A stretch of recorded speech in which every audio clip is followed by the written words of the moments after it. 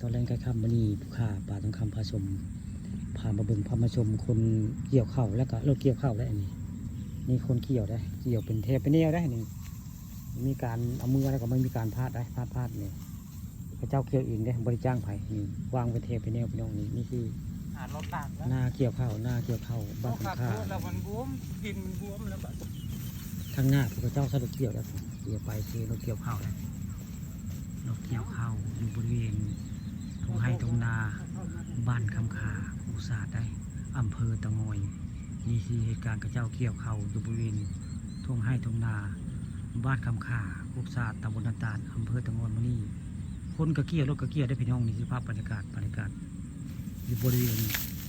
ทงไห้ตรงนาบ้านคำคาอุตสาหน้ำยังมีอยู่ได้น้ำยังมีอยู่ได้นี่มีน้ำอยู่พี่น้องนี่น้ำก็ยังมีได้ตรงไห้ตรงนาบ้านคำคานี่เดี๋ยวคนจะมีรถไถได้รถไถมาแก้เขาจมพี่น้องผมรถพ่นจมในรถไถจมคาจุดทวดงานได้รถไถผู้ช่วยผู้เด่งก็ได้เพิ่นมาคาเพิ่นสิไปแก้เขาเนาะทีมงานท่านผู้ใหญ่หมายได้รถเกี่ยวข้าวเพิ่นคาพี่น้องรถไถเพิ่นเกี่ยวแล้วก็เพิ่นรับจ้างแก้ความได้บ้านนี้รถไถเพิ่นคาบ้านนี้รถไถจมนี่คือภาพบรรยากาศที่เจ้าเกี่ยวข้าวอยู่ตรงไห้ตรงนาบ้านคำคาโคกศาสตร์อันนี้พื้นที่ของบ้านคำคาโคกศาสตร์อันนี้จ้างหน้าภัยผู้ฆ่ากับโบจักดอกนี้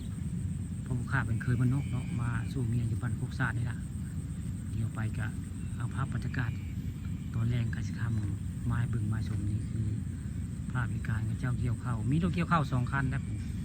คันนั้นกับคันนึงได้จอดทะลุก็มีได้คันนึงได้2 คันได้รถเกี่ยวข้าว2 คัน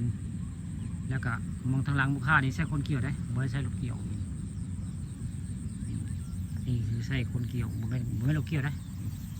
เลยจะซอบตาเขา ไม่นับ ไม่นับ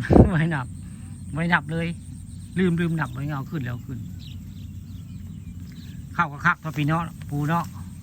ห่วงคักแท้ข้าวก็ได้คักนี้ปีนี้ข้าวเนี่ย จักรอบเลยได้ปุ๋ยค่ะ บ่ ก็ได้ใส่ปุ๋ยได้ คัดใส่ยันซอส เนาะเอ้ยใส่ซดได้นี่ใส่ซดได้ ปีละลังเลยผมใส่ ใส่มันซดละนี่ คนกินงัวปีละลัง บ่โอ้คักแต่คักพอเห็นนะเห็นเจ้าคักแต่ปีนี้คักอีหลีนี่ก็เป็นภาพบรรยากาศตะวินกสิ ง ต ว ก มันนักอยู่งวมันนัก ตะวินคักพี่น้องผู้เดียวไปเพียงตะวินกสิตกทั้งอยู่ทางบ้านคำคาตะวินสวยงามเลยตะวินกสิตกนี่ภาพบรรยากาศตอนแรกใกล้ค่ำพี่น้องมาให้เบิ่งมาชมภาพบรรยากาศข้าเจ้าเกี่ยวข้าวมาดิเกี่ยวข้าวบ้านคำคาใส่คนเกี่ยวแล้วก็ใส่รถเกี่ยวพี่น้องผู้รถเกี่ยวทั้งคนได้ปีนี้ท่านสมัยในข้าเจ้าเกี่ยวข้าวมีทั้งหมดคนละคัก